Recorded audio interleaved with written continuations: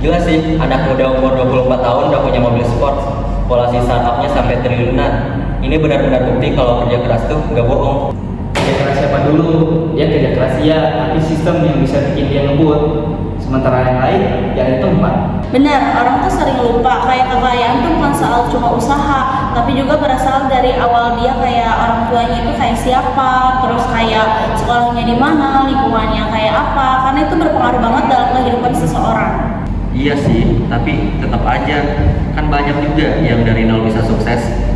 Ada sih, tapi dikit dan sering dijadiin contoh biar orang pada mikir sistem ini adil. Padahal mayoritas tetap aja terjebak di bawah. Kita ngomongin yang namanya ketimpangan struktural, sementara nggak semua orang start dari garis yang sama. Ada yang udah mulai dari garis finish, bahkan ada yang belum punya sepatunya. Oke, tapi kekayaan juga bisa dari ide cemerlang kan? Inovasi, melihat peluang. Masalahnya, peluang ini tuh gak semua orang bisa lihat atau orang dapetin. Bukan karena mereka bodoh, tapi karena aksesnya beda. Lu punya laptop, lu punya wifi, lu bisa belajar. Tapi lihat di luar sana, ada yang harus kerja banting tulang dari pagi sampai malam untuk cari makan aja. Kekayaan itu bukan cuma milik pribadi, dia juga mempunyai bagian dari sistem, dan sistem tersebut udah diatur sampai yang udah mempunyai kuasa dan uang. Jadi orang kaya itu salah. Bukan soal benar salah Din, tapi lo harus sadar kekayaan yang numpuk di segelintir orang itu bikin orang lain susah naik. Kaya banget satu orang tapi miskin banget satu kampung. Itu bukan kebetulan tapi itu desain. Dan kekayaan itu bisa dipakai buat beli kuasa kayak politik, hukum, dan media. Semuanya bisa dibangun sama uang, tapi bukan cuma soal gaya hidup tapi juga soal kendali.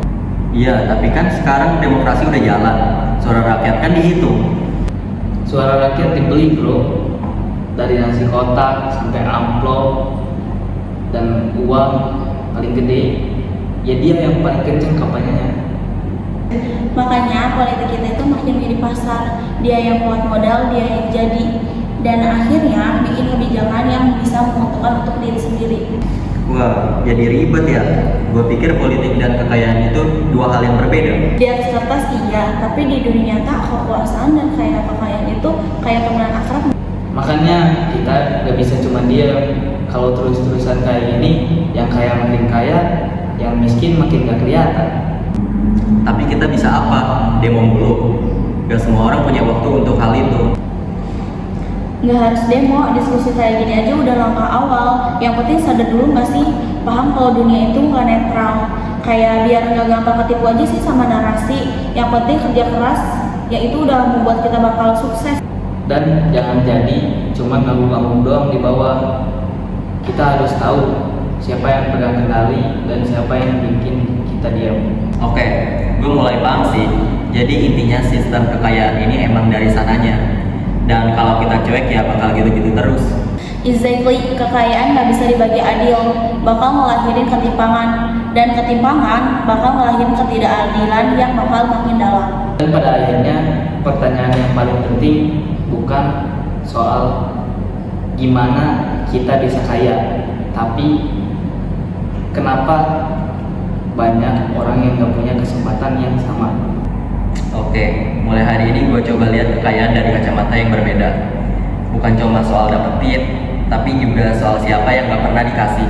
Itu baru langkah awal, tapi dari situlah perubahan bakal bisa berjalan pelan-pelan. Dan kalau cukup banyak orang yang sadar, sistem ini bisa digoyangkan.